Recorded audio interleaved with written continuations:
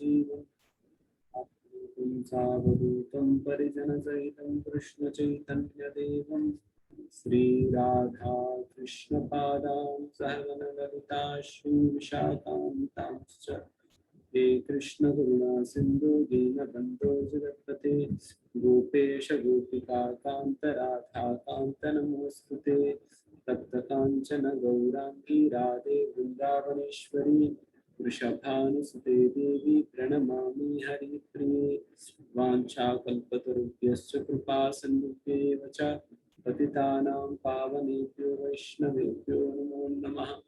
जय श्री कृष्ण चैतन्य प्रभु नित्यानंद श्री अद्वैत गदाधर श्रीवासदि गौरभक्तवृंद हरे कृष्णा कृष्ण कृष्ण हरे हरे हरे राम राम राम हरे हरे।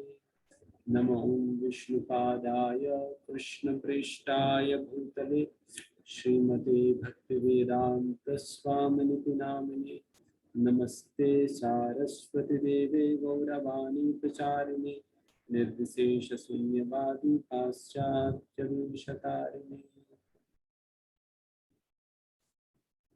हरे कृष्णा। पुनः स्वागत है सभी का आज की सत्र में। आज हम एक next level course science of self realisation, आत्म साक्षात्कार के विज्ञान,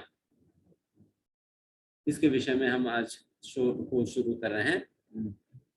तो ये कोर्स शुरू करने के पूर्व मैं आप सभी लोगों से अनुरोध करता हूं, जिनको भी यथासंभव है आप अपने वीडियो ऑन करने का प्रयास कर सकते, because so that I can know who I am speaking to, मैं किन से मैं बात कर रहा हूँ, ताकि मैं जान सकूं। साथ ही साथ जिससे मैं एक आई कांटेक्ट बनाकर भी हम आपसे चर्चा कर सकें। This makes it more lively and more meaningful for me as well.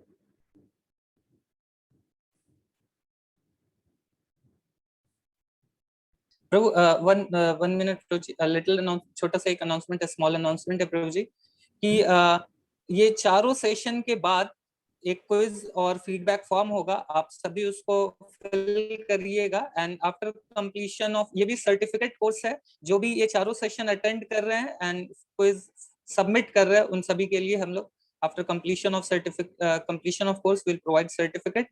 And जो MOL सेशन है मंत्र ऑफ लाइफ हुआ था, उसका भी हम लोग 1-2 वीक के अंदर आपको सर्टिफिकेट प्रोवाइड कर देंगे।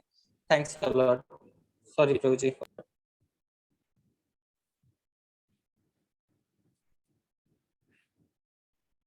सबसे पहला आत्म साक्षात्कार के विज्ञान, science of self realization. Self realization सच में एक विज्ञान है। आत्म साक्षात्कार, आध्यात्मिकता ये विज्ञान है। What actually science stands for? Science मतलब होता क्या है? जैसे हम फिजिक्स, केमिस्ट्री, मैथमेटिक्स इत्यादि चीजों के अंतर्गत हम मैथमेटिक्स मतलब इन सारी चीजों को साइंस ही तो कहते हैं ना। साइंस में मतलब 2 पार्ट्स होते हैं, एक तो थियरी एंड प्रैक्टिकल।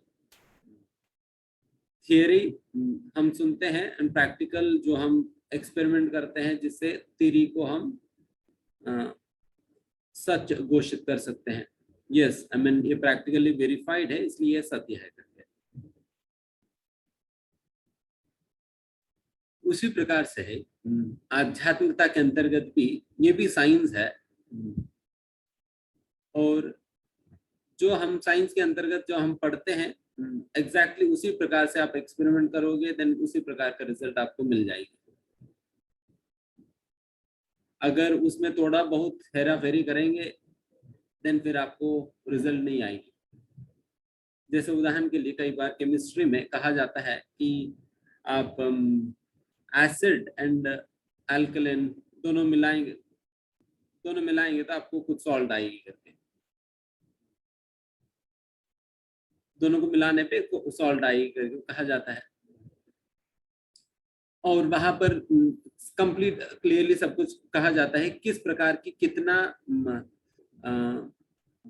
मतलब कितना स्ट्रॉन्ग एसिड लेना है, किस प्रकार के अल्कलिन लेना है और किस टेम्परेचर में दोनों को मिलाना चाहिए। और क्या कैटलिस्ट के रूप में आप यूज कर सकते हो। तो ये सारे चीजें बताया जाता है। जिस प्रकार से साइंस टेक्स्ट बुक में जितना जो कुछ भी नियमों के अनुसार करने के लिए कहा जाता है, अगर उसी प्रकार से आप एक्सपेरिमेंट करोगे देन डेफिनेटली आपको जो रिजल्ट बताएगी ही वो रिजल्ट आएगी। तब हम कह सकते हैं अच्छा ये केमिस्ट्री में ये जो थियरी जो बताई गई है ये बिल्कुल वेरीफाइड है, ये बिल्कुल सच है कि ये थियरी जो बताएगी ये हम एक्सपेरिमेंट से भी हम प्रूव कर सकते हो। उसी प्रकार से आध्यात्मिकता या भक्ति भी एक विज्ञान है।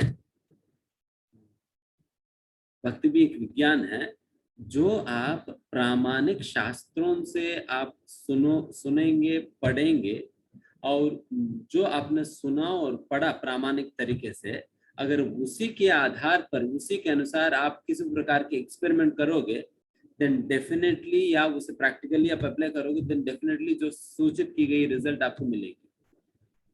बट आज के समय पे भक्ति या आध्यात्मिकता लोग अपनी अपनी मनगढ़ंत ढंग से कर रहे हैं, अपनी अपनी मनगढ़ंत ढंग से कर रहे हैं, जिसकी वजह से जो भी डिजायर्ड रिजल्ट है भक्ति करने से, जो ये रिजल्ट मिलेगा करके जो होता है वो डिजायर्ड रिजल्ट नहीं दिखता है। फिर लोग कहते हैं कि ये बेकार है, ये बेकार है। बट बेकार तरीके से हमने किया ना, हमने जिस जो कुछ भी आप मान लीजिए, जो भी आप पूजा पाठ हम अपने घर पे करते हैं, कौन सी शास्त्र के अनुसार हम कर रहे बताइए। नहीं प्रभु जी, हमारा दादी माँ ने एक शास्त्र लिखा है उसके अनुसार हम कर रहे हैं।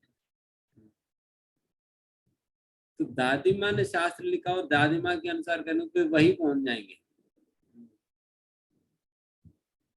तो उसके अनुसार नहीं, बल्कि हमें करनी चाहिए जो प्रामाणिक शास्त्र है, जैसे भगवत गीता भागवतम। तो इस प्रकार के शास्त्रों में जो बताई गई बातें उसके अनुसार हमें शास्त्र करनी चाहिए, उसके अनुसार करनी चाहिए।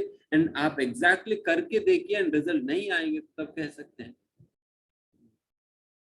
तो जैसे मैंने कहा यहाँ पर भी आध्यात्मिकता में भी प्रैक्टिस साइंस है, साइंस का मतलब है थियरी भी है और प्रैक्टिकल्स भी है।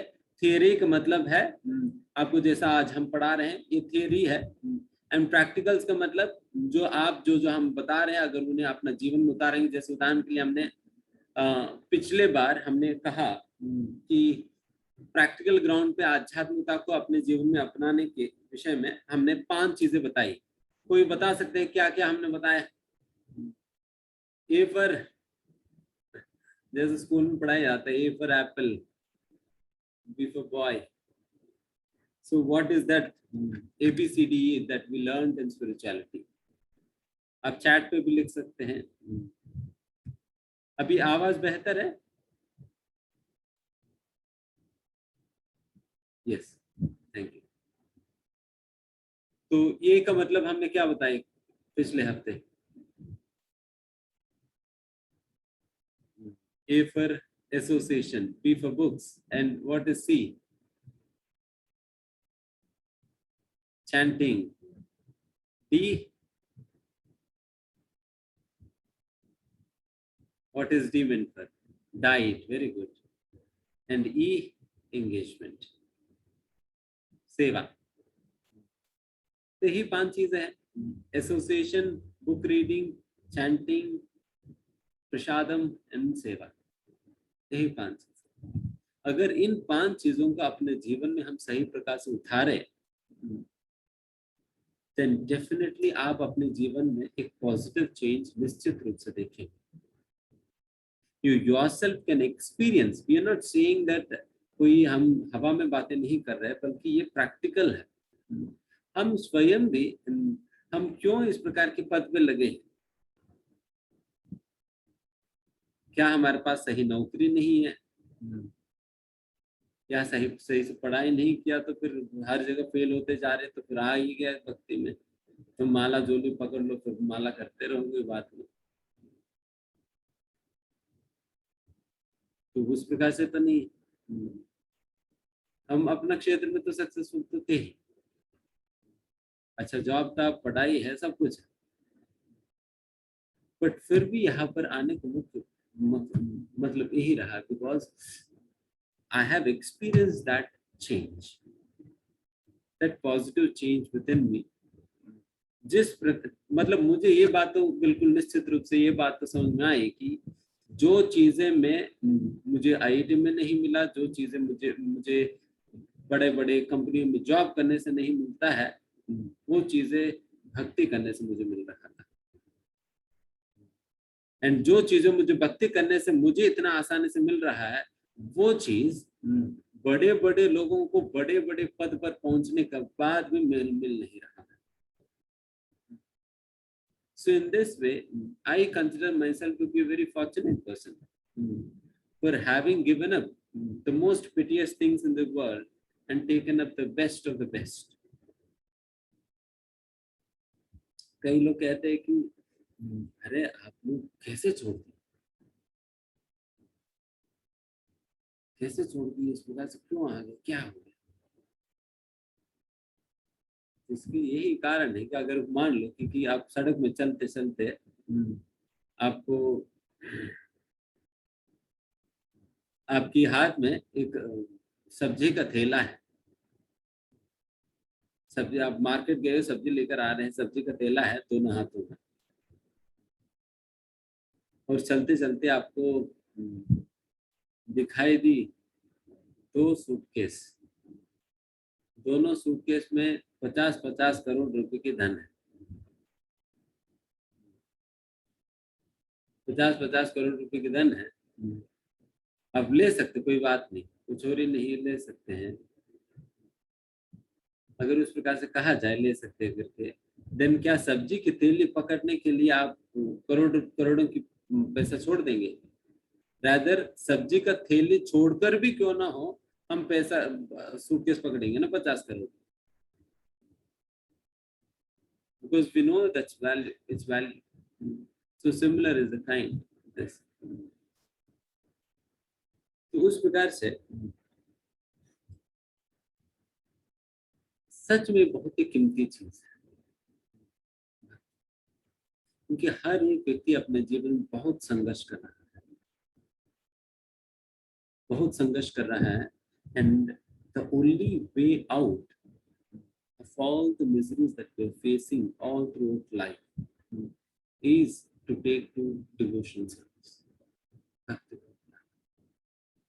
अन्यथा ये हमारी गारंटी है, ये हमारी गारंटी आज भी हम लिख कर दे सकते हैं, आप चाहे अपने जीवन में कुछ भी कर लीजिए, आप प्रधानमंत्री बन जाइए, प्रेसिडेंट बन जाइए, सबसे धनी व्यक्ति बन जाइए, कुछ भी बन जाइए, one thing is guaranteed that you cannot be happy, you cannot be satisfied.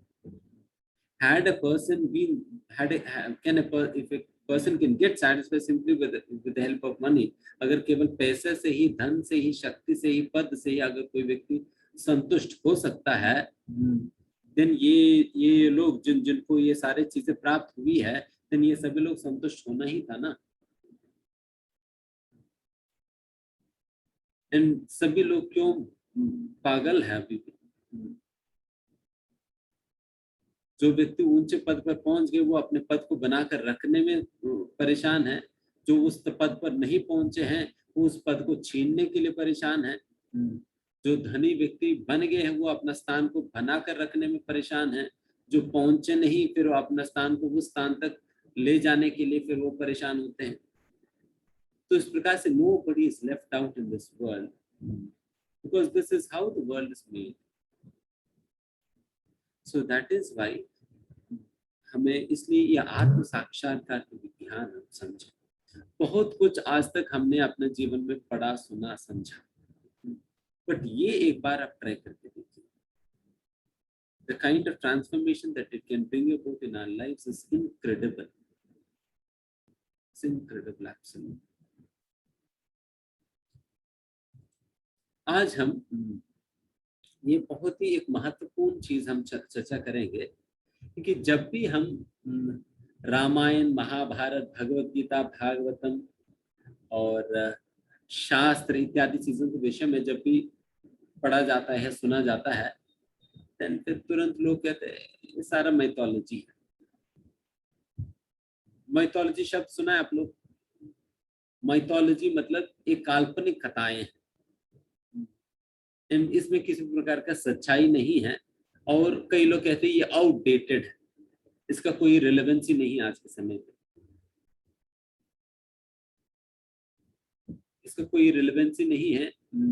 और शास्त्र में केवल वैसे वैसे ही बात बताई गई है, केवल ये पागल लोगों के लिए है।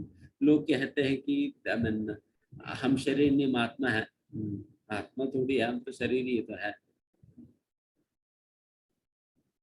तो ये सारे बातें जो हम शास्त्रों के आधार पर जो हम करते हैं, तो सबसे पहले आज के दिन हम ये देखेंगे, ये डिस्कस करेंगे कि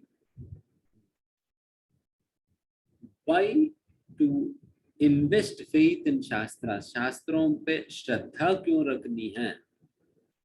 क्या वो श्रद्धा एक अंधविश्वास है शास्त्रों को मानना, या ये साइंटिफिक है या नहीं? तो ये पहले हम पढ़ेंगे, समझें।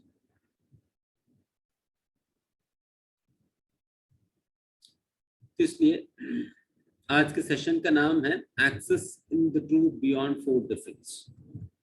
आपके साथ हम प्रेजेंटेशन शेयर करेंगे।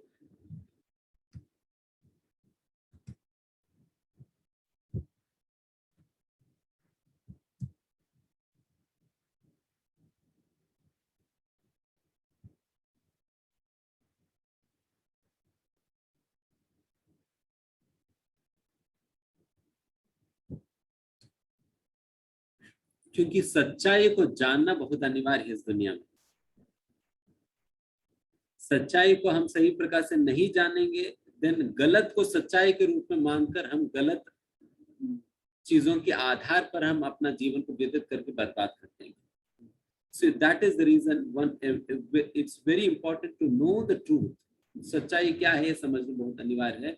इसलिए वो सच्चाई को समझने का क्या क्या तरीके हैं, what are the different ways by which we can understand knowledge, we can gain knowledge, ये तरीका क्या क्या है, और इन सारे तरीकों में कौन सा तरीका बिल्कुल प्रामाणिक है और कौन सा तरीका को हम किस लिए हम नकार रहे हैं, सारी चीजें आज के दिन हम चर्चा करेंगे। बेसिकली शास्त्रों से हमें क्यों ज्ञान स्वीकार करनी चाहिए?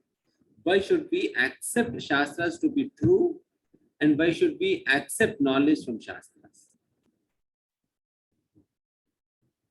तो इसके अंतर्गत हम हमारी 6 चीजें होंगी, 6 एस्पेक्ट्स होगा। सबसे पहला हम एक 6 ब्लाइंड मैन की स्टोरी हम पढ़ेंगे, सुनाएंगे, और 3 प्रकार से ज्ञान प्राप्त की जा सकती है, वो 3 विधान क्या क्या है तो ये पढ़ेंगे। और 4 defects lead to imperfect knowledge, जो 4 कमियां हर एक मनुष्य के अंतर्गत देखा जाता है, जो शास्त्र में बताई गई हैं, तो वो 4 कमियां क्या है, और इन 4 कमियों के कारण जो कुछ भी साइंटिफिक रिसर्च के द्वारा जो भी हम ज्ञान अर्जित करते हैं, उनमें कई प्रकार की कमियां रहती है। उसकी कुछ उदाहरणों के साथ हम चर्चा करेंगे। एंड फिर फाइनली वेदास के अंतर्गत बताई गई ज्ञान को परफेक्ट एंड कंप्लीट नॉलेज के रूप में क्यों स्वीकार करनी चाहिए। Why should one understand and accept the statements of Vedas to be perfect and complete? Science को भी इतना परफेक्ट नहीं मान सकते हैं, बट वेदास को परफेक्ट मान सकते हैं। क्यों, किस लिए, किस आधार पर आप इस प्रकार से कह सकते हैं कि परफेक्ट नॉलेज है, तो वो हम चर्चा करेंगे।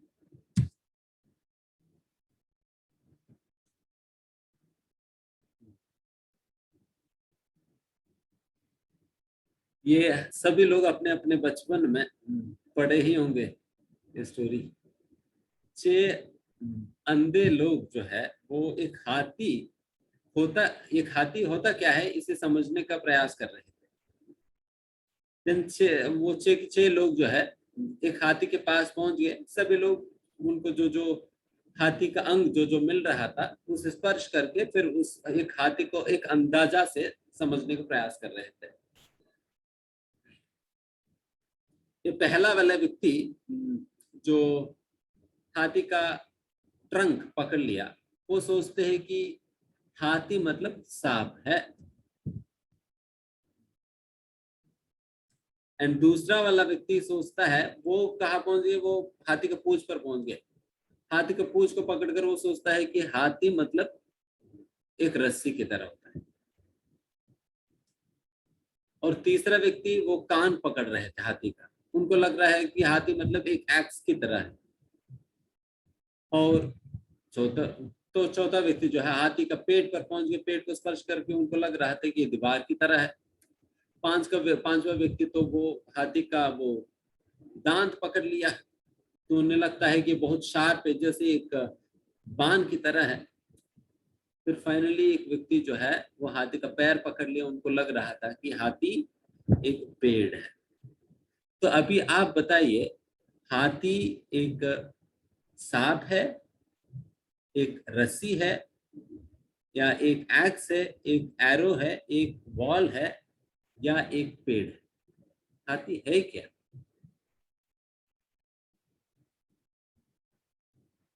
उनमें से कोई सा भी नहीं ना। इनमें से कोई सा भी नहीं। उसी प्रकार से, जिस प्रकार से ये अंधे लोग हाथी को समझने का प्रयास करके तो अपनी अपनी हिसाब से हाथी को एक्सप्लेन कर रहे हैं, उसी प्रकार से आज के समय पे लोग आध्यात्मिकता को भी अपनी अपनी ओपिनियन के अनुसार परिभाषा देने लगते हैं। कोई कहते हैं आध्यात्मिकता मतलब मेडिटेशन है, कोई कहता है कि आध्यात्मिकता मतलब प्राणायाम है, कोई कहते हैं आध्यात्मिकता मतलब आसन है, कोई कहता है कि आध्यात्मिकता मतलब यही कहते हैं कि तुम मतलब आप अच्छा करो, आपके साथ सब कुछ अच्छा होगी, आप अच्छा बने रहो, हमेशा सच बोलो, आप हमेशा सभी के लिए अच्छा सोचो, अच्छा करो सभी के लिए, तो यही भक्ति है, यही आध्यात्मिकता है। कोई कहते हैं कि अपने कर्म करना ही आध्यात्मिकता है, कर्म करो यही बहुत बड़ा पूजा है, वर्क इज वर्शिप। और कोई कहते हैं कि शनिदेव का पूजा करो, सारे विघ्न खत्म हो जाएगी। कोई कहते हैं दुर्गा जी का पूजा करो, कोई कहते हैं लक्ष्मी जी का पूजा करो, सारा धन आ जाएगी। कोई कहता है कि सरस्वती का पूजा करो, आपका अच्छा पढ़ाई आएगी। कोई कहते हैं शिव जी का पूजा करो, कोई कहते हैं इनका पूजा करो, कोई उनका पूजा करो, कोई कहते हैं मुझे ही पूजा कर लो। कोई ऐसे भी कहते हैं कि आप अपने आप को ही पूजा करो। कोई कहते हैं कि भगवान एक दीप है, ज्योति है, कोई आकार नहीं है। कोई कहते हैं कि भगवान का कोई रूप नहीं है। कोई कहते हैं आप किसी का भी उपासना करो, कोई दिक्कत नहीं, आप वहीं पहुंच जाएंगे।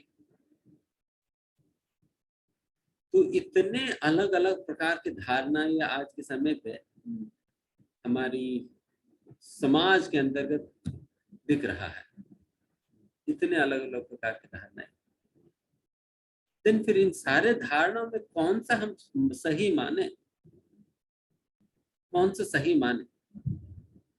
क्या भगवान एक ज्योति है, निराकार है, या भगवान शिव जी है, भगवान विष्णु है, भगवान कृष्ण है, सरस्वती, दुर्गा, शनि जी को क्या करना है, क्या करें? So such a great confusion is what is prevailing in this current society, because everybody is trying to make a guess like this blind man. सभी लोग एक गेस वर्क करने का प्रयास कर रहे हैं, सभी लोग एक अंधे व्यक्ति की तरह अपनी अपनी हिसाब से जो जो अंग उन्हें मिल गया, जो भी शास्त्र उनको जो भी मिल गया, उसके अनुसार वो कहते हैं देखिए इस प्रकार से यहाँ पर बताया गया, तो ये सच्चाई है, ये सच्चाई, ये सच्चाई, ये सच्चाई है। But who is going to help us get a complete understanding of what an elephant is? कौन एक कंप्लीट पिक्चर दे सकेगा हाथी असलियत में होता क्या है, शास्त्र होता क्या है, भगवान होता क्या है? तो इस प्रकार से ये छह अंधे लोग जो है, सभी लोग अपनी अपनी प्रकार से वो प्रयास कर रहे हैं हाथी को समझने के लिए, और गलत गलत निष्कर्ष पर पहुंच गए। और अभी आप लोगों से हमारे प्रश्न ये है कि अगर इन लोगों को हाथी क्या है समझने के लिए क्या करना होगा? क्या करे जिससे वो लोग समझ सके हाथी क्या है।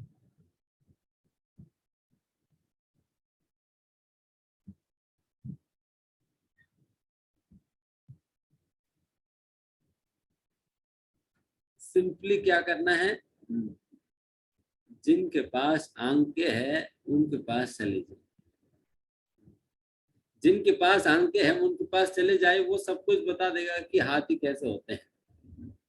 He will give you a complete understanding of what an elephant looks like and he will give you a feel of it. हमें अपनी अपनी प्रकार से गेस वर्क करने की जरूरत नहीं, हम एग्जैक्टली एक सही व्यक्ति के पास पहुंच जाएंगे, देन वो व्यक्ति बता देगा क्या है। उसी प्रकार से इसलिए भगवद गीता में भगवान कहते हैं तद विद्धि प्रणिपातेन परिप्रश्नेन सेवया उपदीक्षन्ति ते ज्ञानम ज्ञानिनः तत्वदर्शिनः। तत्व मतलब सच्चाई, दर्शिना मतलब देखने वाला। जिस व्यक्ति ने सच्चाई को देखा है या समझा है, तो वैसा व्यक्ति के पास जाने पे हमें एक कंप्लीट पिक्चर दे सकेगा what actually it means to एक हाथी असलियत में होता क्या है। उसी प्रकार से जब हम एक तत्वदर्शी व्यक्ति के पास जाएंगे, हमें सारा शास्त्रों का निचोड़ वो बताएगा, निचोड़ बताएगा। एंड भगवान भी, कोई कह सकते प्रभु जी फिर भगवान भी क्यों इतना कंफ्यूज कर रहे हैं, उसका कारण भी बताएंगे हम आगे। तो सबसे पहला ज्ञान प्राप्त करने के, जैसा हमने कहा, 3 मार्ग है, 3 विधान है। There are 3 ways to gain knowledge। देखिए whatever we are speaking, जो कुछ भी हम यहाँ पर चर्चा कर रहे हैं, सारे ही चीज कोई ना कोई शास्त्र, मतलब कोई ना कोई शास्त्र के आधार पर ही हम बता रहे हैं। 3 विधान क्या है? फर्स्ट प्रत्यक्ष प्रमाण, ये इन चीजों का हम डिटेल में बताएंगे। सेकंड अनुमान प्रमाण एंड थर्ड शब्द प्रमाण। प्रमाण मतलब प्रूफ, प्रमाण शब्द का अर्थ है प्रूफ है। एंड प्रत्यक्षा मतलब प्रति अक्षः, अक्षः मतलब आंके, प्रति मतलब साक्षात। मतलब इस प्रकार से कह सकते हैं कि अपने आंखों के सामने या अपना इंद्रियों को बिल्कुल डायरेक्टली जो दिखता है उन्हें प्रत्यक्ष कहा जाता है। हमारे कानों को डायरेक्टली जो सुनाई पड़ता है, जो आंखों को डायरेक्टली जो दिखता है, उसे प्रत्यक्ष कहा जाता है। अनुमान मतलब एक हाइपोथेसिस, एक अनुमान लगाना कि ये हो सकता है करके, ये अनुमान है। शब्द मतलब शास्त्रों के आधार पर चीजों को समझना, trying to understand things based upon what is given in शास्त्र। अभी इन चीजों के विषय में डिटेल में। फर्स्ट प्रत्यक्ष प्रमाण, इसको हम इंग्लिश में डायरेक्ट परसेप्शन कहते हैं। डायरेक्ट परसेप्शन मतलब प्रत्यक्ष प्रमाण के अंतर्गत जो कुछ भी हमें अपने आंखों को, कान को अनुभव होती है, उन्हें हम सच्चाई के रूप में मानते हैं। जैसा उदाहरण के लिए यहाँ मतलब जो कुछ भी हमें आंखों को दिखता है उसे हम प्रमाण, मतलब वही प्रमाण है हमारे लिए। अरे मैं तो आंखें देखा, मैंने आंखों से देखा कि इस प्रकार से कर रहे थे करके, तो वही बहुत बड़ा प्रमाण होगा। तो इस प्रकार से ये प्रत्यक्ष प्रमाण होता है। जो आपने कुछ सुना हो, जो देखा हो, जो स्पर्श किया हो, वो प्रत्यक्ष प्रमाण डायरेक्टली पॉसिबल है। बट हमेशा क्या प्रत्यक्ष प्रमाण के द्वारा ली गई ज्ञान वो प्रामाणिक मान सकते हैं या नहीं, ये प्रश्न है। प्रत्यक्ष प्रमाण के द्वारा ली गई ज्ञान हमेशा सच निकलता ही या नहीं। उदाहरण के लिए जिस प्रकार से यहाँ पर आपको पिक्चर में दिखाई पड़ रहे हैं, 2 रेल की पटरी, आपको दिख रहा है कि ये बिल्कुल मिल रहा है करके बहुत दूर पे।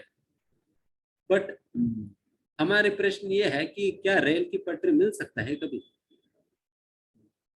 मिलेगा तो ट्रेन रहेगा नहीं, ट्रेन चलेगा नहीं, मिल ही नहीं सकता है। दोनों दिखता है कि मिल रहा है, कभी मिलेगा नहीं। उसी प्रकार से कई बार आसमान जमीन को छू रही है करके लगता है, बट आसमान जमीन को छुएगी क्या? नहीं, लगता है बट होता नहीं है उस प्रकार से। तो इसलिए जो कुछ भी आपको अपने आंखों को दिखता है वो हर एक चीज सच्चाई है करके आप मान नहीं सकते। इसलिए प्रत्यक्ष प्रमाण के द्वारा जो कुछ भी हमें ज्ञान प्राप्त होती है, उस ज्ञान को परफेक्ट है करके हम मान नहीं सकते। We can not accept the knowledge that we derive by प्रत्यक्ष प्रमाण टू बी परफेक्ट।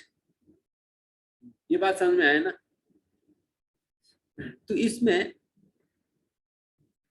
हम क्यों बता रहे हैं ना, क्योंकि कई लोग पूछते हैं कि प्रभु जी आप भगवान भगवान करके चिल्लाते रहते हैं, कभी देखा क्या?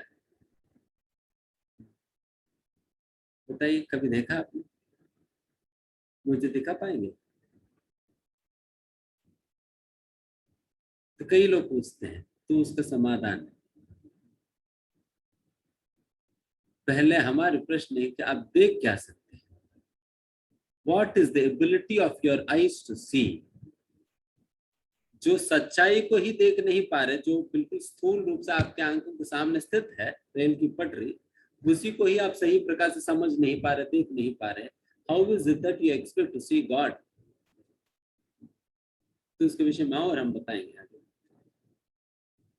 तो उसी प्रकार से कई बार ग्लास के अंदर आप पेंसिल रखेंगे तो रिफ्रैक्शन के कारण पेंसिल कई बार टूटा हुआ पेंसिल की तरह दिखाई पड़ती है, बट असलियत में तो पेंसिल टूटा हुआ नहीं है, केवल वो रिफ्रैक्शन के कारण आपको इस प्रकार से दिखाई पड़ रहा है। तो इसी प्रकार से जब आप रोड पे, जब धूप के समय आप चलते हो, तो उस समय आपको लगता है कि पानी है, बट वो मृग तृष्णा करके आपको पता है कि वो असलियत में पानी नहीं, बट पानी जैसा प्रतीत हो रहा है। Y again?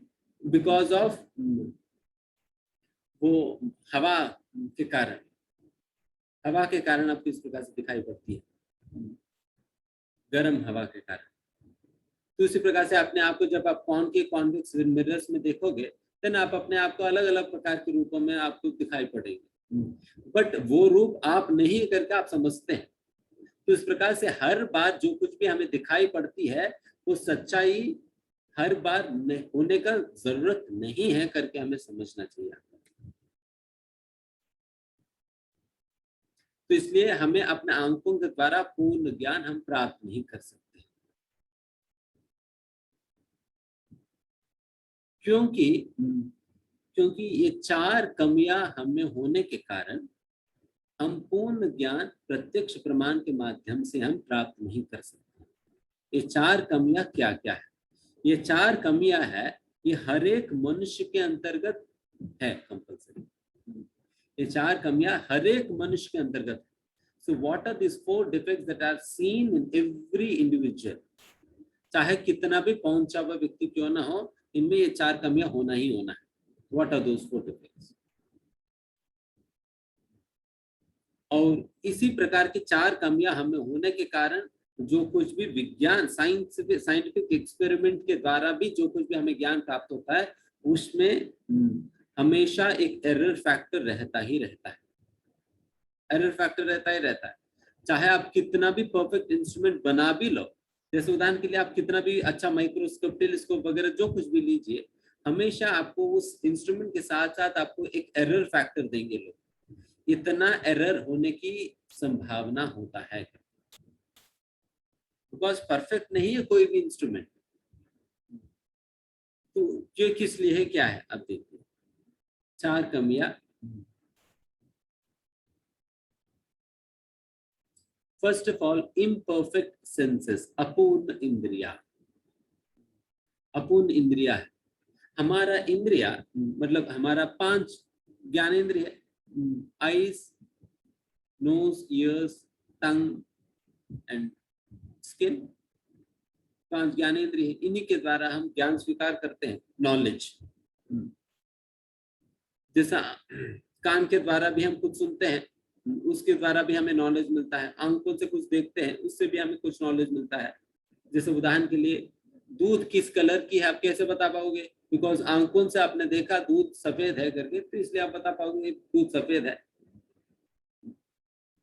और दूध की क्या टेस्ट है, वो जिह्वा पर रखने पे आप बता पाओगे, अच्छा ये बहुत मीठा है, इसमें चीनी डाला गया है। उसी प्रकार से आपका स्किन के द्वारा, आपको सेंस ऑफ टच के द्वारा आपको ज्ञान मिलता है। पंखा चल रहा है या नहीं चल रहा है, तो आपको पता चल जाता है देखे बिना। तो इस प्रकार से हम ज्ञान अर्जित करते हैं 5 ज्ञानेंद्रियों के माध्यम से। बट हमारे कहना ये है कि ये 5 के 5 ज्ञानेंद्रिय सभी की सभी अपूर्ण है, they are not perfect in themselves, सभी का लिमिटेशंस है। जैसे उदाहरण के लिए आंखों को आंखें जो है हर चीज देख नहीं सकती है, बल्कि आंखों के एक विजिबल रेंज है, उसी विजिबल रेंज के अंतर्गत ही जो वेवलेंथ आती है उन्हीं ही लाइट रेज को वो देख पाती है। जैसा उदाहरण के लिए यहाँ पर विजिबल रेंज कितना कम है, कितना छोटा है। अब देखिए कॉस्मिक रेज से लेकर रेडियो ब्रॉडकास्ट बैंड, तो उतना हद तक ये सारे वेवलेंथ है। कॉस्मिक रेज से शुरू करके ब्रॉडकास्ट बैंड तक इतना वेवलेंथ है। बट इन सारे में हम केवल छोटा सा पार्ट जो आपको दिखाई पड़ रहा है ना अलग अलग रंग का, तो उतना ही हम देख पाते हैं। बाकी जितने भी जगह पर आपको जितने भी प्रकार की वेवलेंथ का लाइट आता है, देन आप देख ही नहीं पाओगे। वो लाइट तो एग्जिस्टिंग है बट हम देख नहीं पाएंगे। जैसे अल्ट्रावायलेट रेस, उसको हम देख नहीं पाएंगे। उसी प्रकार से कॉस्मिक रेस, एक्स रेस, सारा हम देख नहीं पाएंगे। बट क्या एग्जिस्ट नहीं करता है क्या? बट एग्जिस्ट करता है ना, बट फिर भी हम देख नहीं पाते, बिकॉज हमारा आंखों की क्षमता उतना ही है, केवल उस विजिबल रेंज के अंतर्गत ही चीजों को हम देख सकते हैं। मतलब ये भी एक बहुत बड़ी विशेष बात है कि जैसे रिसेंट मतलब कुछ साल पहले कुछ रिसर्च में इस प्रकार से पता चलता है कि जैसे उदाहरण के लिए आपको दीवार, कोई भी वॉल मान लीजिए आपको सफेद सफेद दिखाई पड़ रहा है, तो आप कहते हैं इस वॉल की क्या कलर है? सफेद है। बट साइंस मतलब इस प्रकार से पता लगाए, मतलब इस प्रकार से कहा जाता है कि एक्चुअली जो हमें दिखता है वो कॉम्प्लीमेंट दिखता है, असलियत में वो वाइट नहीं, वो ब्लैक है, कॉम्प्लीमेंट है। हमें उसकी कॉम्प्लीमेंट दिख रहे तो हमें वाइट की तरह दिखाई पड़ रहा है। तो आप देखिए ब्लैक वॉल जो है हमें वाइट की तरह दिखाई पड़ रहा है। तो हमारे आंखें इतने डिफेक्टिव है, तो फिर वैसा आंखें जो कि एक साधारण वेवलेंथ को भी देख नहीं सकती है, भगवान को क्या देख पाओगे इतने सरल आंखों से, जो स्थूल रूप का एक भौतिक दुनिया के अंतर्गत ही चीजों को हम देख नहीं सकेंगे। एंड उसी प्रकार से हम बहुत आसानी से भ्रमित हो जाते हैं, जो हमने देखा उसे सच्चाई के रूप में स्वीकार करके। तो इसके विषय में हम आपको और बताएंगे। और तीसरा, वो भ्रमित अवस्था में कार्य करने के कारण हमसे कई बार गलतियां होंगी, और फिर गलतियों को छुपाने के लिए हम क्या करते हैं? धोखा देते हैं। देखो क्या करते, तो इस प्रकार से ये 4 कमियां हैं। अपूर्ण इंद्रिया के कारण हम भ्रमित हो जाते हैं, भ्रमित अवस्था में कार्य करने के कारण गलतियां करेंगे, गलतियों को छुपाने के लिए धोखा देते हैं। तो ये 4 कमियों के कारण प्रत्यक्ष प्रमाण के आधार पर जो कुछ भी हमें ज्ञान मिलता है वो प्रामाणिक ज्ञान के रूप में हम स्वीकार कर नहीं सकते।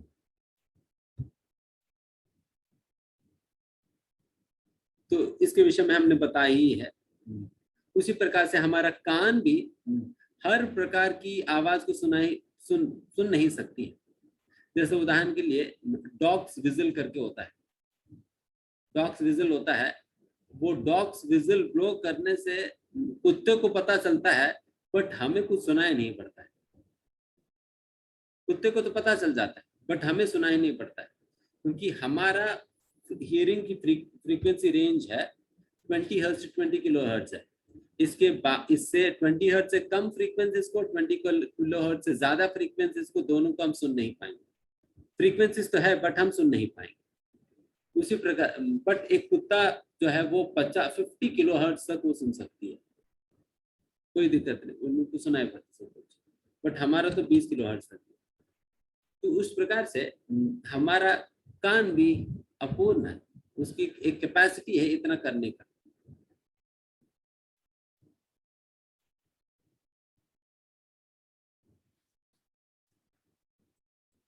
यहाँ पर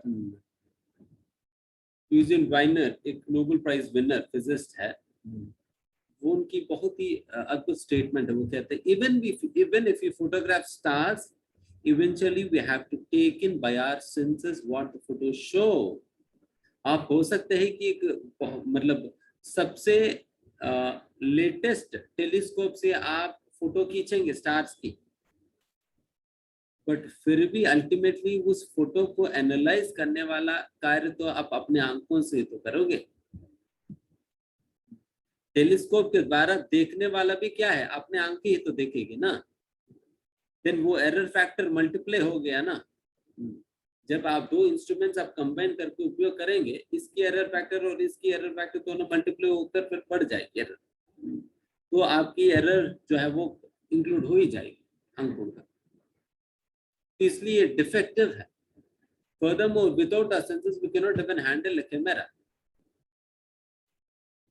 इसलिए हम चाहे आप जितना भी बेहतर से बेहतर इंस्ट्रूमेंट बना भी लीजिए, फिर भी डिफेक्टिवनेस उसके अंतर्गत है ही। इसलिए एक्सपेरिमेंटल नॉलेज के द्वारा जो कुछ भी हमें ज्ञान प्राप्त होता है वो परफेक्ट ज्ञान करके हम स्वीकार नहीं कर सकते हैं। And that is why even in science we see many factors keep on changing.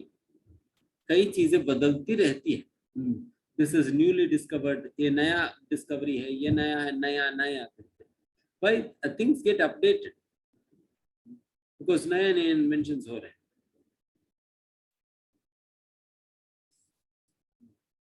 And हमारे जिह्वा, अगर आप गुलाब जामुन खा के संतरा लेंगे तो क्या कैसे लगेगा? गुलाब जामुन पहले खा लिया, फिर उसके बाद संतरा लिया, बहुत खट्टा लगेगा ना, मिठास पता नहीं चलेगी। उसी प्रकार से नींबू खाकर देन फिर मीठा लगेगी। बट संतरा तो वही है, बट जिस प्रकार से आप अपना जिह्वा को कंडीशन कर दिया, उसके आधार पर आपको उसकी रुचि अलग अलग प्रकार से पता चल रही है।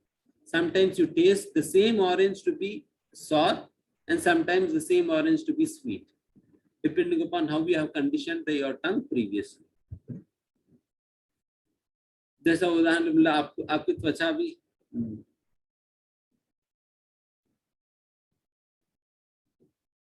अगर आपके हाथ पहले से गर्म है, देन पानी को स्पर्श करने पे आपको बहुत ठंडा लगेगा। एंड उसी पानी को आपकी हाथ ठंडा है, उस परिस्थिति में आप पानी को टच करेंगे तो आपको वही पानी गर्म लगने लगेगा।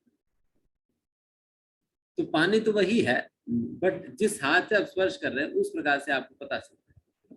तो आपको इससे हम क्या समझाने का प्रयास कर रहे हैं कि जो नॉलेज, जो इंफॉर्मेशन आपको अपनी त्वचा के द्वारा आपको मिल रहा है, इसे आप एब्सोल्यूट या परफेक्ट करके नहीं मान सकते। देन पानी क्या गर्म है ठंडा है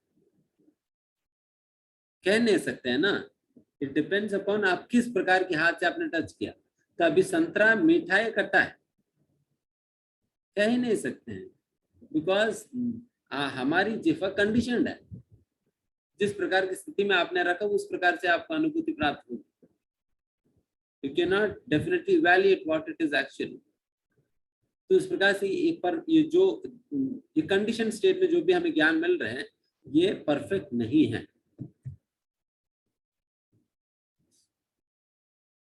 तो अभी हम आपको कुछ चीजें दिखाएंगे, एक आध चीजें ही, तो उसमें आप लोग बता सकते हैं उसके अंतर्गत आपको क्या दिख रहा है।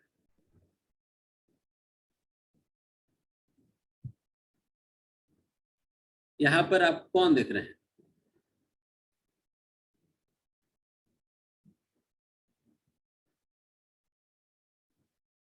यहाँ पर सभी लोगों को ट्रायंगल दिख रहा है ना, बट एक्चुअली में यहाँ पर ट्रायंगल है ही नहीं। यहाँ पर ट्रायंगल है नहीं, बट ट्रायंगल जैसा व्यक्ति को तुरंत लगने लगती है, बट एक्चुअली में ट्रायंगल नहीं है। केवल छोटे छोटे कटा हुआ 3 स्फीयर्स को रखा गया है, तो उसके ऐसे अरेंज करके रखा है जिससे लोगों को लगे कि ऐसे यहाँ पर ट्रायंगल है। जो नहीं है वो दिखता है करके। यहाँ पर एक बूढ़ी माँ और एक बूढ़ा व्यक्ति दोनों आमने सामने करके दिखाई पड़ते हैं, बट उसके अंतर्गत और भी कई चीजें हैं, कोई गिटार बजा रहे हैं, कोई अपना हेलमेट पकड़े हैं, कोई खिड़की से कोई स्त्री आ रही है बाहर। तो इस प्रकार से कई चीजें हैं जो हमें दिख नहीं रहा है।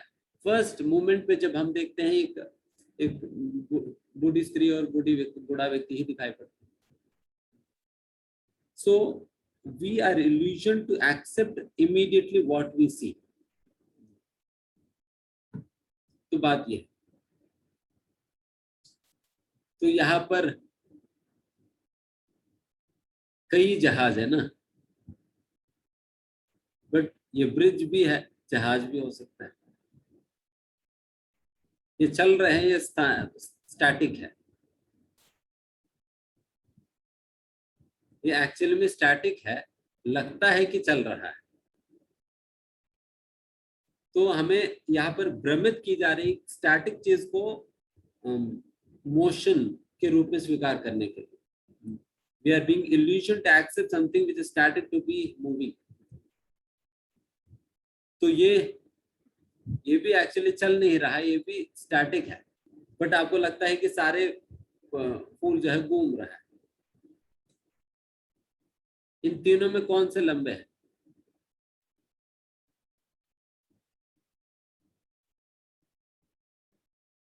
हमारे सबसे राइट में जो खड़े हो वो सबसे लंबे हैं ना, बट तीनों ही एक ही साइज के हैं। तीनों एक साइज के हैं, केवल लाइन से ऐसा ड्रॉ की गई है जिसकी वजह से हमें ऐसा लगता है कि कोई बड़ा है कोई छोटा है, बट एक्चुअल में तीनों एक ही साइज के।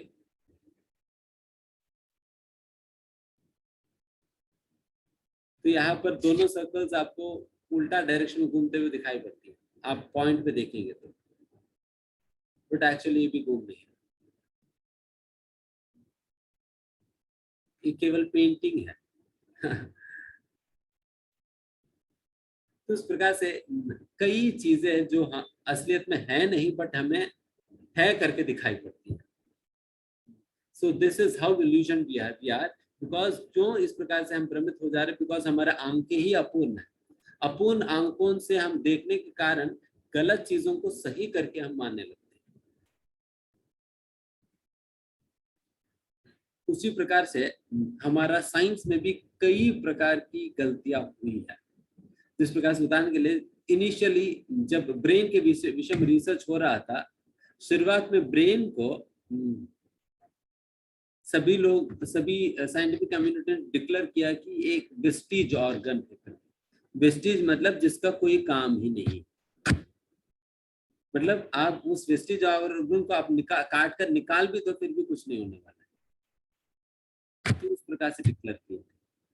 देन फिर उसके बाद थोड़ा और रिसर्च करने पे लोगों को ये लगने लगा, नहीं, ब्रेन एक कूलेंट की तरह काम करती है। जैसे गाड़ी में कूलेंट होता है ना, गाड़ी कूलेंट मतलब जो गाड़ी को गर्म होने से बचाती है, उसको कूल करने के लिए काम आती है। गाड़ी जब गर्म हो जाता है, इस कूलेंट को चलाने पे वो ठंडा हो जाती है।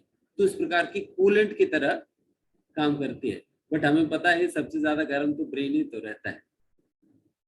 अपना झोपड़ी तो सबसे ज्यादा गर्म रहता है ना हमेशा सभी का।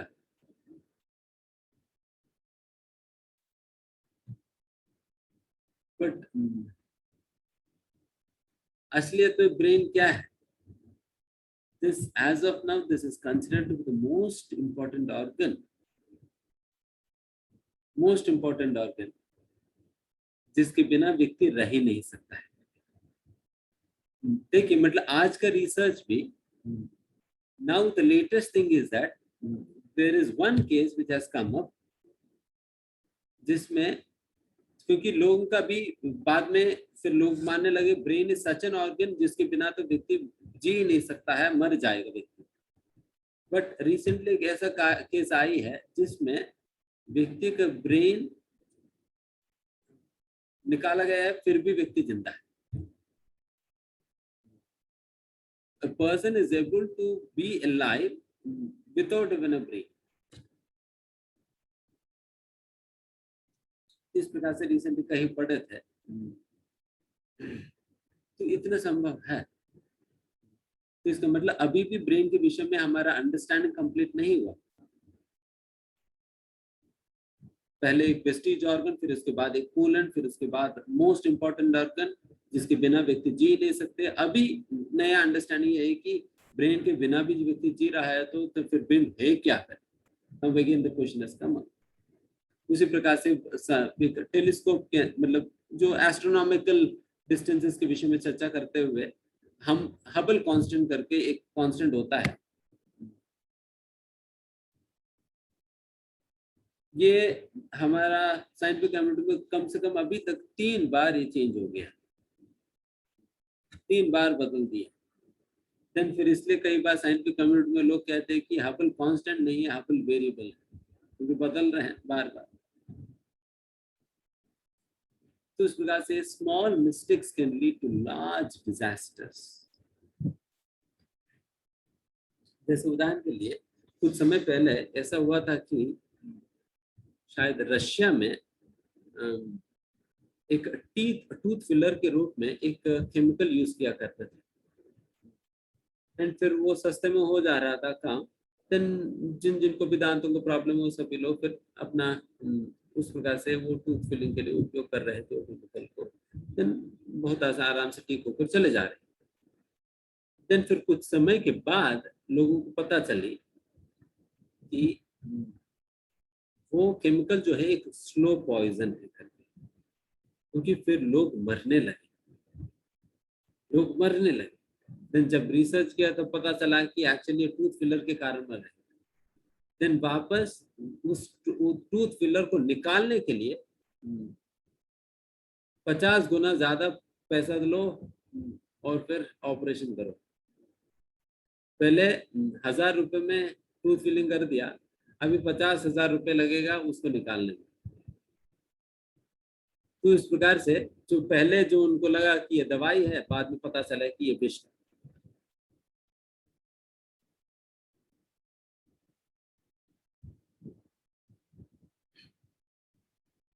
ये बहुत ही महत्वपूर्ण चर्चा का विषय है, तो प्लीज सभी लोग ध्यान दीजिए इस पे, क्योंकि आज के समय पे सभी लोग इसी प्रकार से पढ़ते हैं कि मनुष्य कहाँ से आते हैं।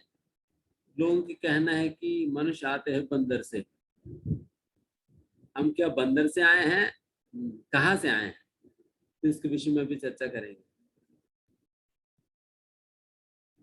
देखिए साइंस कहती है कि आपके पूर्वज जो है बंदर है, हमारे शास्त्र कहते हैं नहीं, आपके पूर्वज जो है ब्रह्मा जी है, ब्रह्मा जी से आए हैं। बट साइंस कहती है बंदर से आए हैं। कौन सा ज्यादा लॉजिकल है, ब्रह्मा जी से, बंदर से? आप अपने पूर्वज को, हमारी यही मानना है कि हो सकता है जिन्होंने कहा है उनके पिताजी जो है बंदर है, उनकी वंशज जो है बंदर हो सकता है, बट हमारा नहीं।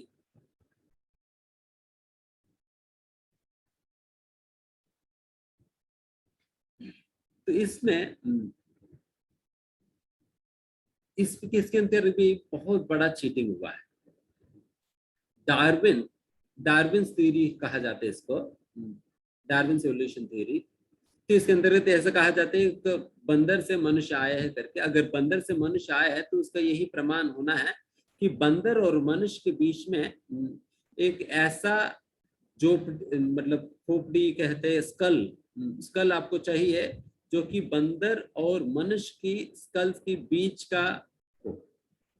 बीच का मतलब अगर मान लीजिए कि बंदर धीमे धीमे धीमे धीमे एक मनुष्य बनती है, देन फिर बीच का जो व्यक्ति रहता है, जो बंदर भी नहीं मनुष्य भी नहीं है, उस प्रकार की व्यक्ति का स्कल होनी चाहिए। जब इस प्रकार की स्कल मिलेगा तब आप कह सकते हैं कि बंदर से मनुष्य आया करके प्रूव हो जाएगा। तो अभी डार्विन ने तो पहले थ्योरी प्रपोज कर दिया कि इस प्रकार से बंदर से मनुष्य आया है करके, बट उनके पास कोई प्रमाण नहीं था, क्योंकि उन्होंने जो भी बुक लिखा है उस बुक के अंतर्गत क्लियरली उन्होंने बताया ये सारा मेरी कल्पना है। This is all because what happened is, उन्होंने कई सालों तक लैबोरेटरी में एक्सपेरिमेंट्स किया, काफी प्रयास किया मनुष्यों की ऑरिजिन पता लगाने के लिए, बट उनकी एक्सपेरिमेंट सक्सेसफुल नहीं रहा। इसलिए फाइनली उन्होंने सोचा कि हम एक हाइपोथेसिस या एक एक्सपेक्टेशन या अनुमान लगा लेते हैं कैसे आया होगा करके। देन फिर उन्होंने अनुमान लगाकर फिर उन्होंने कह दिया कि देखिए बंदर से आया है। देन ये तो केवल उनकी कल्पना करके वो खुद ही मानते हैं, अपने टेक्स्ट बुक में खुद ही लिखते हैं। और इसके आधार पर क्या हुआ कि साइंटिफिक कम्युनिटी का देन फिर लोग जो है भगवान को मानना कम लगे, भगवान को मानना कम हो गया था। बिकॉज जब मनुष्य हमारे जन्म जब भगवान से नहीं आया, बंदर से आया, देन भगवान को पूजने का क्या जरूरत पड़ी, देन भगवान को क्या रोल रहा है। इसलिए ऐसा परिस्थिति आ गया कि एक समय पे अमेरिका में कई स्कूल्स में प्रेयर्स वगैरह करना बंद कर दिया, प्रार्थना की सत्र ही बंद कर दिया। क्योंकि फिर लोग मानने लगे अरे बंदर से आए तो भगवान का क्या हाथ है, तो फिर भगवान को क्या पूजना है, क्यों प्रार्थना करनी, तो बंद कर। तो उसकी वजह से ये साइंटिफिक कम्युनिटी का बोलबाला होने लगी, देयर इंपॉर्टेंस, उनकी इंपॉर्टेंस बढ़ने लगा, they became the heroes.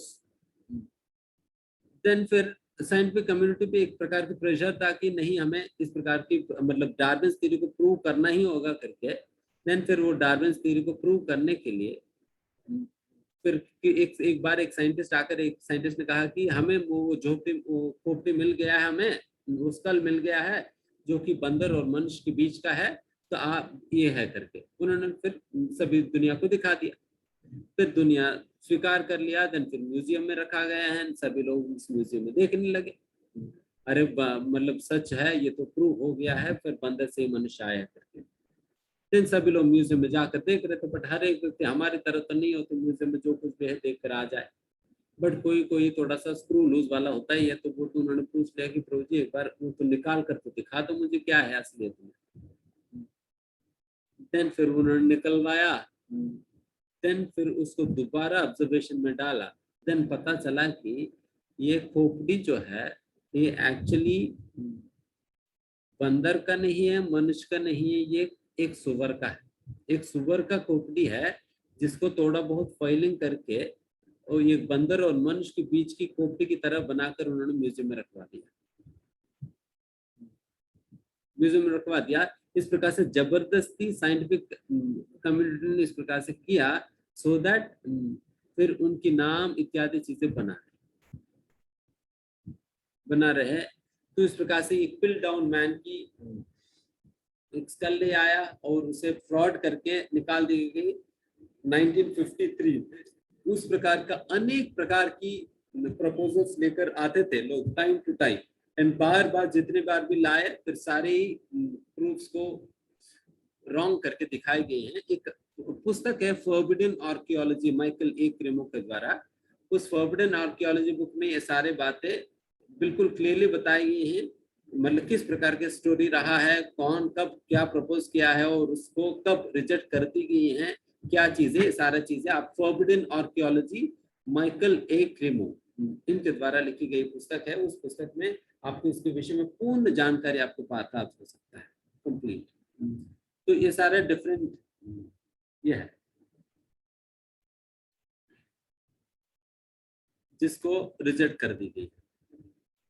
They all presented these skulls as a proof that we have come from monkeys. तो ये ऑरिजिन ऑफ स्पीशीज बुक लिखा है चार्ल्स डार्विन। तो उन्होंने ही अपने ही पुस्तक में कहा, in one of his letters उन्होंने कहा है, I am a firm believer that without speculation there is no good and original observation. After 5 years of work, I allowed myself to speculate. 5 साल इस प्रकार से लैबोरेटरी में काम करने के बाद कुछ मिला नहीं, देन फिर उन्होंने कल्पना किया इस प्रकार से हो सकता है करके, फिर उन्होंने लिख दिया, देन उसी को सच मानकर सभी लोग उसी को फैलाने लगे। यही दुख की बात है। एंड उसको हम सच मान रहे हैं और आज की टेक्स्ट बुक में हमें यही पढ़ाए जा रहे हैं, बेटा तुम बंदर से आए, बंदर से आए, बंदर से आए, देखो क्या। और हम पागल लेके हम भी मान लिए कि हम भी बंदर से आए करके। एंड डार्विन थ्योरी में कितना मूर्खता की बातें देखिए कि कहा जाता है कि एक वेल कैसे बनी, एक तिमिंगल कैसे आता है करके, उनकी कहना है कि एक बार भालू जो है पानी के अंदर कूद गई। पानी के अंदर तैरते तैरते तैरते तैरते तैरते जो है एक समय एक भालू जो है तिमिंगल बन गया। कैसे मानो, और लोग मान रहे हैं। मतलब आप सोचिए क्या होती है। तो हम स्वीकार नहीं करते हैं कि मनुष्य एक बंदर से आए हैं करके। एंड रिसेंटली डेफिनेटली इस थ्योरी को गलत प्रूव करी गई है। जैसे आप इंटरनेट पे यूट्यूब पे भी आप वीडियोस देख सकते हैं, डार्विन थ्योरी होल्स इत्यादि वीडियोस, आप उससे पता चल जाएगा कि क्या असलियत है। एंड फिर उसके बाद जब ये डार्विन थ्योरी को गलत करके प्रूव करी गई है, तो उसके बाद वापस कई स्कूल्स में पुनः प्रार्थना इत्यादि चीजें शुरू होने लगी।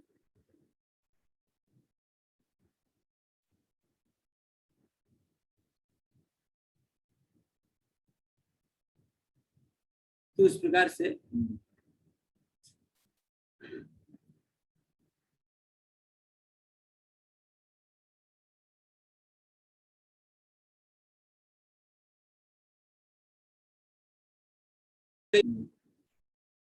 लाया डिस्कवरी के माध्यम से, बट कई चीजें हमारे लिए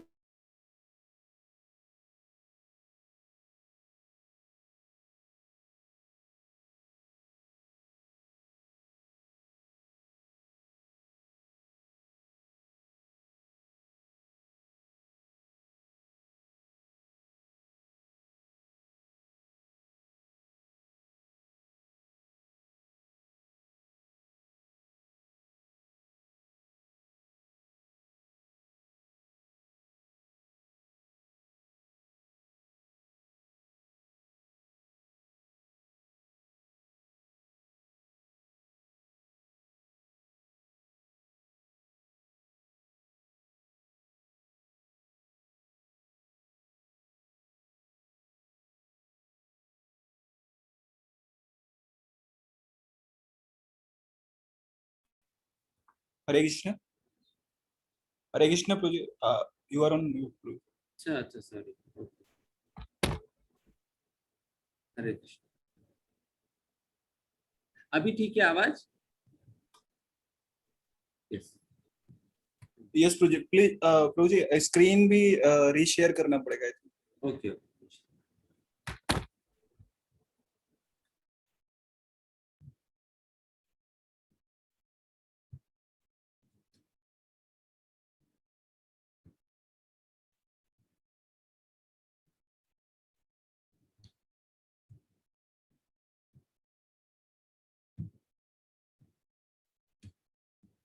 अभी आ रही है। बुबोनिक प्लेग करके एक प्लेग हुआ था, कहाँ पर? ये यूरोप में हुआ था। देन रिसर्चर्स ने जब पता लगाया, देन फिर उन्होंने पता लगा कि ये एक्चुअली बिल्लियों की वजह से हो रहे हैं। देन फिर गवर्नमेंट ने क्या किया, जितने भी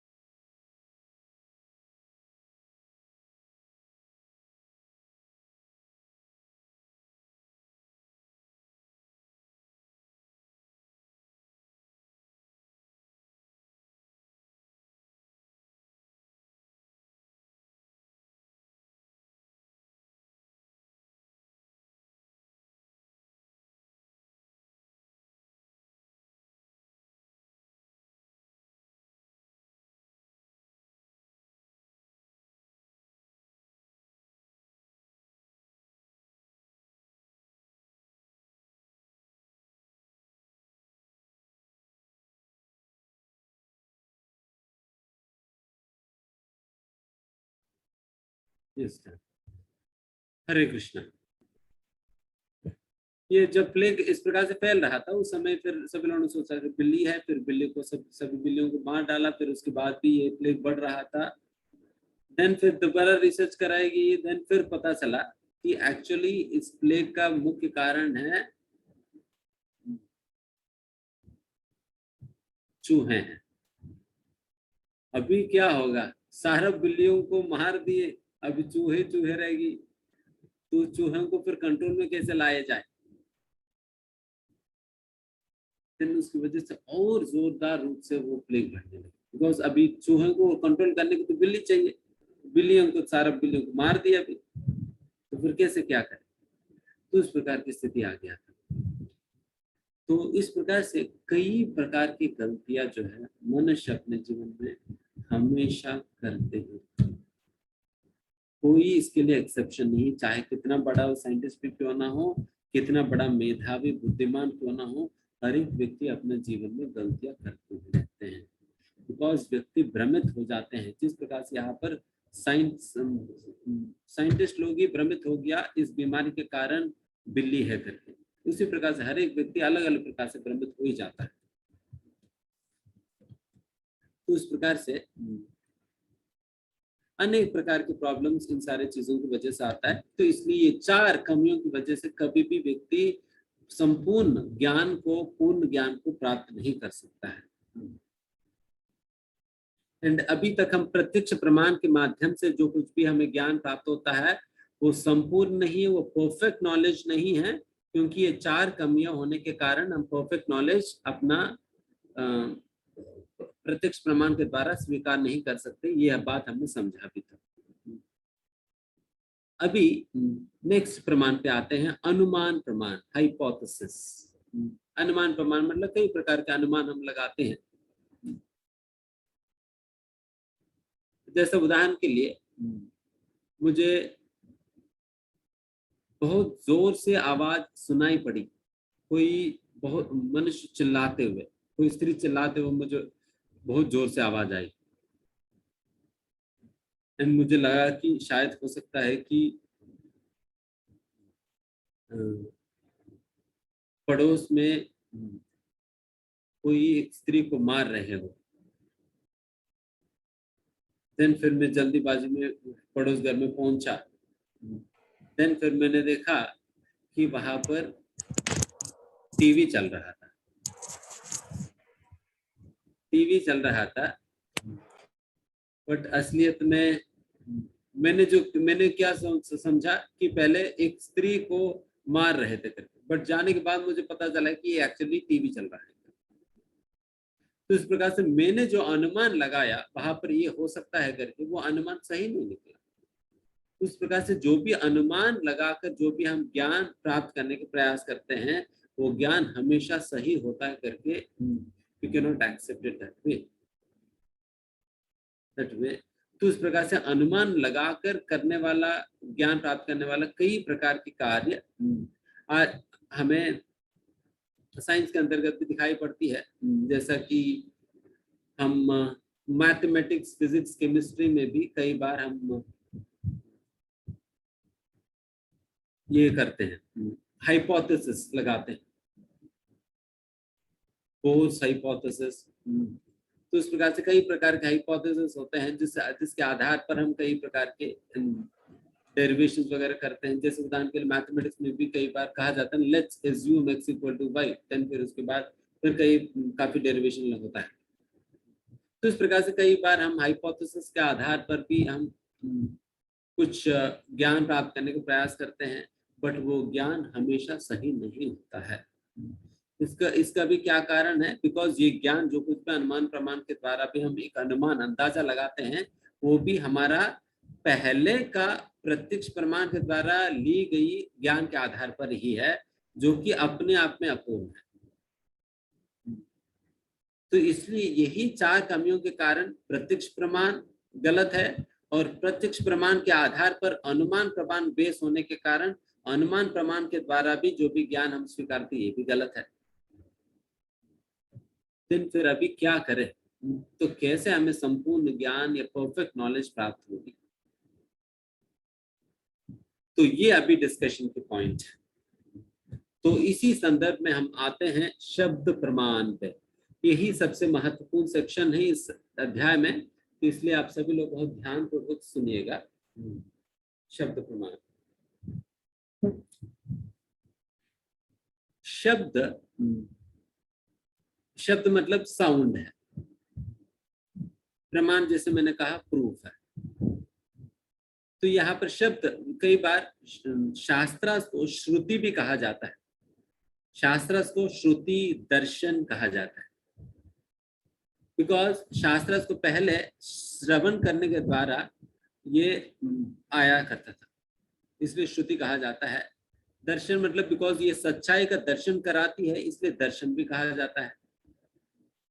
एंड फिर शब्द, इस शब्द because it is mostly dependent upon the sound vibration, इसलिए फिर यहाँ पर शब्द का मतलब वर्ड यूज की, शब्द प्रमाण। तो शब्द प्रमाण की क्या खासियत है जिसकी वजह से शब्द प्रमाण के आधार पर ली गई ज्ञान को संपूर्ण मानना चाहिए? तो ये बात है।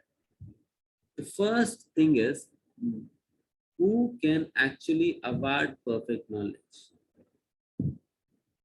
कौन ऐसा व्यक्ति हमें संपूर्ण ज्ञान दे सकता है? जैसा अभी तक हमने प्रत्यक्ष प्रमाण को क्यों नकारा? क्योंकि हर एक मनुष्य के अंतर्गत ये 4 कमियां होता है। इन 4 कमियों के कारण कोई भी मनुष्य जो है संपूर्ण ज्ञान नहीं दे सकता है। ये बात हमने समझा। तो इसका मतलब संपूर्ण ज्ञान वो व्यक्ति दे सकता है जिनके अंदर ये 4 कमियां नहीं है। जिनके अंदर ये 4 कमियां नहीं है, वही व्यक्ति हमें संपूर्ण ज्ञान दे सकता है। देन फिर इस दुनिया में कौन सा ऐसा व्यक्ति है जिनके अंदर ये 4 कमियां नहीं है?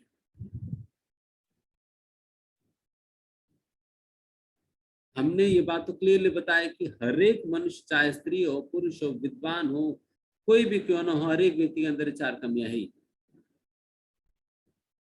वही व्यक्ति है जिनके अंदर जो ये 4 कमियां नहीं है, वो व्यक्ति कौन है? वो स्वयं भगवान है। Only God is that personality जिनके अंतर्गत ये 4 कमियां नहीं। अगर ये 4 कमियां अगर आप कह सकते प्रभु, आप कैसे कह सकते हैं? अगर ये 4 कमियां भगवान के अंदर है तो भगवान को भगवान ही नहीं कह सकते। अगर हमारी ही तरह दोष भगवान में हो, then फिर भगवान को भगवान कहने का क्या मतलब रहा? So that is because this very assumption that these 4 defects are there in the God itself defies the definition of God, is contradicting the definition of God. जब भगवान की जो परिभाषा है उसका विपरीत जा रही है, इसलिए हम भगवान को कहते कि दोष से अपूर्ण है, किसी भी प्रकार के दोष नहीं, दोष से रहित है। इसलिए 4 प्रकार के दोष भगवान में नहीं दिखाई पड़ती है। तो इसलिए भगवान ही एकमात्र व्यक्ति है जो कि हमें परफेक्ट नॉलेज, संपूर्ण ज्ञान दे सकते हैं। तो इसलिए शब्द प्रमाण के अंतर्गत भगवान के द्वारा दी गई ज्ञान को प्रामाणिक ज्ञान के रूप में, संपूर्ण ज्ञान के रूप में स्वीकारा जाता है। This is the first thing, शब्द प्रमाण के अंतर्गत।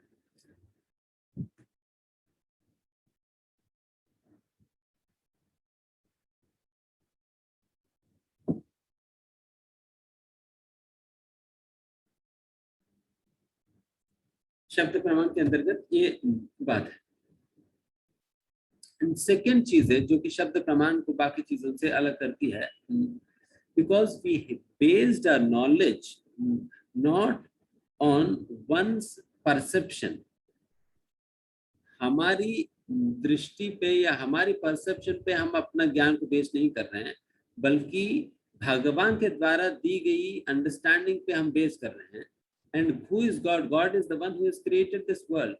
He is the one who has manufactured, who has created, who is running, who is doing everything in this world. सब कुछ जो करने वाला भगवान, वही मैन्युफैक्चरर के द्वारा दी गई ज्ञान, तो वही तो प्रमाणिक होगा, वही तो मैनुअल होगा। तो इसलिए शब्द प्रमाण के द्वारा ली गई ज्ञान को हम प्रमाणिक मानते हैं। एंड इसके अंतर्गत देन फिर ये प्रमाण क्या भगवान, तो भगवान आकर मेरे से कहेंगे तो हम स्वीकार कर लेंगे।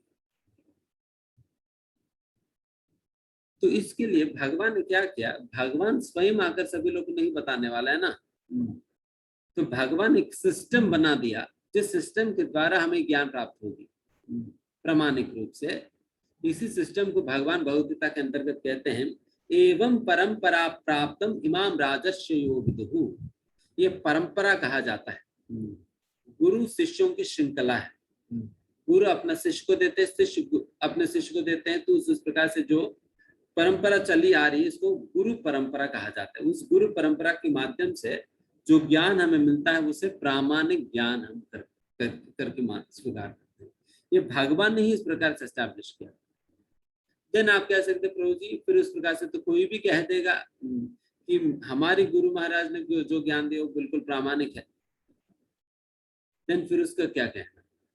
तो उसके विषय में भी भगवान ने क्या करा कि भगवान की जैसा कॉलेज तो कोई भी खोल सकता है, बट बोर्ड तो कुछ ही कॉलेजेस को प्रामाणिक रूप में प्रामाणिकता देती है ना, ऑथेंटिसिटी देती है, ऑथराइज करती है। अच्छा इस बोर्ड यही कॉलेज जो है ऑथराइज्ड है। तो उसी प्रकार से ऑल्दो कई लोगों ने अपना दुकान खोल रखा है, बट भगवान ने 4 संप्रदायों को प्रामाणिक संप्रदाय के रूप में प्रस्तुत किया। These are called the these are the 4 universities through which the Lord intended to transfer this knowledge to this world। ये जो 4 विश्वविद्यालय है, इन 4 विश्वविद्यालयों के द्वारा संप्रदाय, जिन्हें संप्रदाय कहा जाता है, इन संप्रदायों के द्वारा एक ज्ञान फैलाने का उद्देश्य था भगवान। ये 4 संप्रदाय के विषय में पद्म पुराण के अंतर्गत बताई गई है। और 4 संप्रदाय क्या क्या है? श्री संप्रदाय, श्री संप्रदाय, ब्रह्म संप्रदाय, रुद्र संप्रदाय और कुमार संप्रदाय। ये 4 संप्रदायों के विषय में पद्म पुराण में ही वर्णन। उन्हीं संप्रदायों के माध्यम से जो हमें ज्ञान मिलता है उसको हम प्रामाणिक ज्ञान के रूप में स्वीकार कर सकते हैं। अन्यथा कोई भी कुछ भी बोल सकता है, बट उसे हम प्रामाणिक के रूप में हम स्वीकार नहीं कर सकते हैं, नहीं कर सकते। जैसे जिस प्रकार से आप किसी भी प्रकार की, जैसे उदाहरण के लिए आपको इलेक्ट्रिकल इंजीनियरिंग की डिग्री आपको प्राप्त करना है, इलेक्ट्रिकल इंजीनियरिंग करनी है, तो आप क्या करोगे? एक AICTE के द्वारा ऑथराइज्ड कॉलेज में आप एडमिशन लोगे, एंड फिर उस कॉलेज में एडमिशन लेने के बाद एक प्रामाणिक टीचर्स के द्वारा पढ़ाई गई पुस्तकें पढ़ेंगे, उनके निर्देश में पढ़कर आप अपना डिग्री कंप्लीट करेंगे। उसी प्रकार से उसी प्रकार का सिस्टम यहाँ पर भी उपलब्ध है। इन 4 संप्रदायों में, ब्रह्म, रुद्र, श्री और कुमार संप्रदायों में इस प्रकार के टीचर्स अवेलेबल है। उन टीचर्स के निर्देशन में आप शास्त्रों का अध्ययन कर सकते हो, प्रामाणिक रूप से ज्ञान प्राप्त कर सकते हो। एंड इन 4 संप्रदायों के द्वारा ली गई ज्ञान को ही प्रामाणिक माना जा सकता है, अन्यथा सारा कचरा है, सारा कचरा है, सारा घोल-मोल है। इसलिए ये बात हम सभी लोगों को समझना चाहिए। इसलिए भगवान यहाँ तक भी संप्रदाय विहीन मंत्रस निष्फले मतः, सांप्रदाय से विहीन होकर किसी भी प्रकार का ज्ञान या मंत्र हम स्वीकार करते हैं, वो सारा कुछ निष्फल है, कोई उसका कोई प्रभाव नहीं। इसलिए हमें सांप्रदाय के अंतर्गत रहते हुए हमें स्वीकार करनी चाहिए। इसलिए भगवान ने कितना साइंटिफिकली सारी चीजें बना रखा है, पूरा सिस्टमैटिकली चीजें बना रखा है। Only thing is that we have to approach the bona fide authorized schools, and फिर वहां से प्रॉपर टीचर के द्वारा हमें इस ज्ञान को स्वीकार करनी चाहिए। क्योंकि जैसा यहाँ पर एक छोटे बच्चे को अपने पिताजी कौन है करके कैसे पता चलेगा? वो एक्सपेरिमेंट करने लगेगा। मैं इस दुनिया में जितने भी पुरुष है सभी लोगों का जीन्स टेस्ट करूंगा, अपने जीन्स के साथ मैं मैच करके मैं अपना फादर कौन है करके डिसाइड करूंगा। अगर इस प्रकार से करने लगे तो उनको कितना सैकड़ों साल लग जाएगी सभी लोगों का जीन्स टेस्ट करने में। कम से कम 800 साल लग जाएगी उनको अपने पिता को फाइंड आउट करने में, अगर इस प्रकार से जेनेटिकल टेस्ट के द्वारा अगर पता करनी है। तो बेस्ट तरीका क्या है? अपने मदर से पूछो, अपनी माँ से पूछो कि पिता कौन है, वो बता देगी। ये सरल तरीका है। एंड उसी प्रकार से वेद शास्त्रों को माँ से तुलना किया जाता है, जिनके माध्यम से हमें अपनी परम पिता भगवान को हम समझ सकते हैं। They give us information about our Father God, भगवान के विषय में हमें ज्ञान वहां से मिलता है शास्त्र। एंड आप एक बात ये भी सोचिए, आप कौन सा साइंटिफिक एक्सपेरिमेंट के द्वारा भगवान के विषय में, आध्यात्मिकता के विषय में ज्ञान प्राप्त करोगे? बिकॉज अगर आत्मा के विषय में ज्ञान प्राप्त करनी है, आत्मा इतना सूक्ष्म है, द मोस्ट पावरफुल माइक्रोस्कोप से भी आप आत्मा को तो देख ही नहीं सकते। जिसे आप देख ही नहीं सकेंगे, देन फिर उसके ऊपर कौन से एक्सपेरिमेंट कर पाएंगे? तो आत्मा के विषय में कहाँ से आपको ज्ञान प्राप्त हो जाए? तो पहला ये है। ठीक है, फिर भगवान के विषय में क्या, कौन से, कैसे ज्ञान प्राप्त करेंगे? भगवान को आप किसी भी प्रकार की इंस्ट्रूमेंट से, अपने आंखों से देख नहीं पाओगे, तो किस प्रकार से भगवान के ऊपर कौन से एक्सपेरिमेंट लगाकर आप ज्ञान प्राप्त करोगे? एंड तीसरा, भगवान के धाम के विषय में, किंगडम ऑफ गॉड के विषय में आज तक हम अपना, मतलब वैसा कई लोग कहते हैं कि हम चंद्रमा में पहुंच गए करके, बट कई ऐसा भी थ्योरीज है जहां पर समझाया जाता है कि चंद्रमा पर पहुंचने की जो बातें करी गई हैं, और जो भी इस प्रकार से नील आर्मस्ट्रांग पहुंच गए, ये पहुंच गए, वो पहुंच गए, फिर जो कहा जाता है वो सारा झूठ है करके भी कहा जाता है। क्योंकि ये सभी कहना है कि हमारा प्लैनेट पे ही एक ऐसा आवरण है जिस आवरण को कोई पार कर ही नहीं सकता है करके। उसी प्रकार से हम शास्त्रों में बताए गए हैं, जब तक व्यक्ति योग्य नहीं बनता है किसी प्रकार के अन्य ग्रह पर पहुंचने के लिए, तब तक व्यक्ति उस ग्रह पर पहुंच ही नहीं पाएगा। तो इस प्रकार से हम किसी प्रकार ज्ञान प्राप्त करने के लिए प्रामाणिक स्कूल में जाते हैं, कॉलेज में जाते हैं, तभी हम प्राप्त करते हैं। उसी प्रकार से जब हमें आध्यात्मिक ज्ञान प्राप्त करनी चाहिए, आध्यात्मिक ज्ञान के लिए भी हमें एक प्रामाणिक तौर पर, प्रामाणिक टीचर के माध्यम से, प्रामाणिक स्कूल के माध्यम से, एक प्रामाणिक संप्रदाय के माध्यम से ही हमें ज्ञान प्राप्त करनी चाहिए। तो ये सारे बातें हमें समझना चाहिए। एंड यहाँ पर हम वैसे एक बात आपको बताकर हम आज की सेशन समाप्त कर देंगे कि देखिए, आज के समय पे हमारी विश्वास शास्त्रों पे बहुत ही घट गई है। अगर रामायण और महाभारत के बारे में बात करें तो लोगों को लगता है कि ये सारा काल्पनिक बातें कह रहे हैं। बट आप देखिए, रिसेंटली नासा ने फाइंड आउट किया, रिसेंटली नहीं, कई साल हो गया, एडम्स ब्रिज के रूप में। वो एडम्स ब्रिज क्या है? जिसे हम राम सेतु कहते हैं, वही वो लोग एडम्स ब्रिज कहते हैं। एंड उस एडम्स ब्रिज पे भी कार्बन डेटिंग की गई है उसकी एज पता लगाने के लिए, एंड इट और exactly matches to the age of Lord Ram. जो भगवान राम की जो त्रेता युग की जो काल है, उससे बिल्कुल मैच करती है। उसी प्रकार से द्वारका के अंतर्गत कई चीजें मिली है। द्वारका के विषय में क्लियरली बताया गया ना हमारे शास्त्रों में कि द्वारका को भगवान जाते जाते उसको भगवान ने पानी के अंतर्गत उसे डुबो दिया।